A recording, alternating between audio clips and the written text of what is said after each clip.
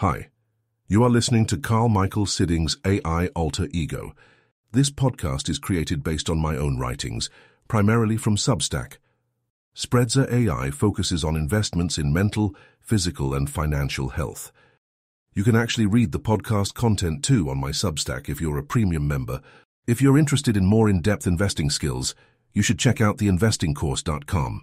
It's a 6-week online course where I teach how to find, analyze, invest, and evaluate publicly listed stocks. Now let's dive into today's podcast. Musk playing 3 steps checkers.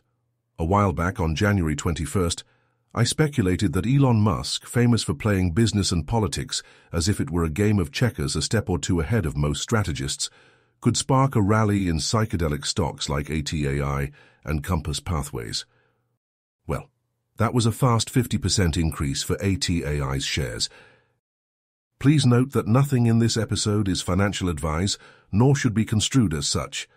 Do your own analysis before investing, or don't invest at all.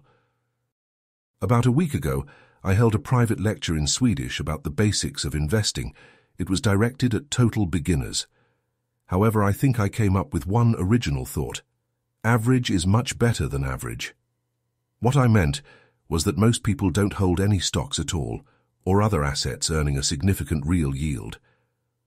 I erroneously used to think that investing in a broad stock market index was useless, since you'd only get what everybody else got, what the unthinking masses got. I thought you had to be different, had to go for the best individual stocks, or had to time the market. I thought you had to avoid some of the worst losing stocks in the index and avoid some of the worst years in the market to get a return that mattered. I was wrong. But what about crypto, Spreadser? I had made a serious logical error back in the days.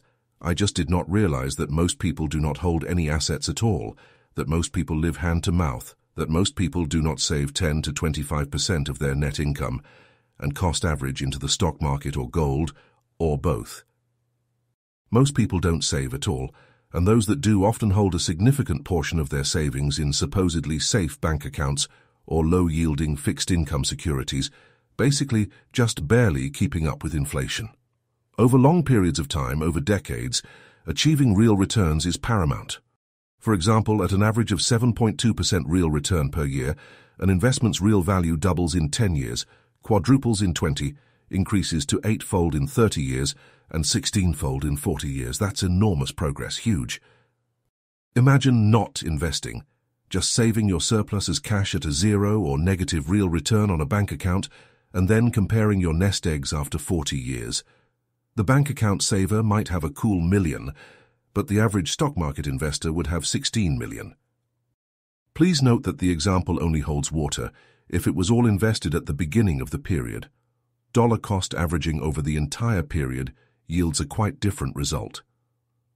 It just so happens that the stock market's annual real return over 100 years has been about 7 or 8%. Actually a bit more than that, but valuation multiples have increased in a way that is not sustainable. So let's go with a round real return of 7.2% per year, and thus a real doubling every 10 years. My second strong recommendation, apart from you have to save money in stocks, dollar cost average in a broad global stock index over decades, was the following. Never trade when emotional. Do burpees instead until you are calm and ready. All that said, for a short list of some of my favorite stocks at present on the 5th of February 2025, visit the written Substack article version of this episode. Perhaps I should remind you that I am expecting a sharp pullback for stocks this year, followed by a strong reflexive bounce on government stimulus measures. In order to be ready psychologically and financially to buy stocks, I keep both some cash at hand, but also active negative positions such as TLT, which is long US bonds. This is Karl-Mikael Sidding's AI signing off. See you again in a few days. Don't forget to check out theinvestingcourse.com. Read some of the raving reviews there and join the waiting list for the next cohort. Standing in line is free. I've had 0 complaints on the course and about 1,000 out of 1,000 satisfied participants, even if some at first have thought that the fee's a bit steep.